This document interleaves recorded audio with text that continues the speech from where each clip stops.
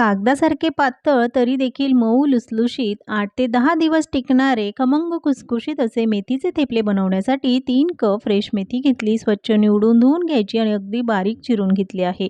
हिरवं वाटण करायचं, त्यासाठी 2 इंच आलं, 7 ते 8 लसणाच्या पाकळ्या, 1 चमचा जिरे आणि 5 ते 6 हिरव्या मिरच्या घालून घेतल्या. तिखट तुम्ही तुमच्या आवडीनुसार कमी जास्त करू शकता. तर हे वाटण झालं. लगेचच बारीक चिरलेल्या मेथीमध्ये 2 कप गव्हाचं पीठ घालून घेतलं आहे. पराठा छान खुसखुशीत व्हावा म्हणून यामध्ये पाव कप घालायचा आहे बेसन पीठ.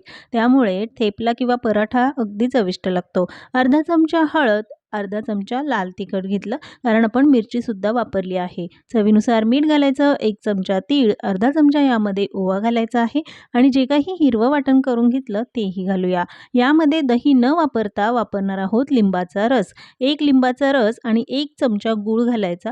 लिंबाचा रस यासाठी घालायचा कारण त्यामुळे पराठा जास्त दिवस टिकतो. 4 चमचे तेल घालून घेतलं. सगळे पदार्थ व्यवस्थित मिक्स करून घेतले. पण थेपला अजून पौष्टिक व्हावा म्हणून 1 कप पालक घेतला. स्वच्छ धुवून घ्यायचा. मिक्सरच्या भांड्यामध्ये घालून थोडंसं पाणी घालायचं आणि एकदम बारीक अशी पेस्ट करून घ्यायची.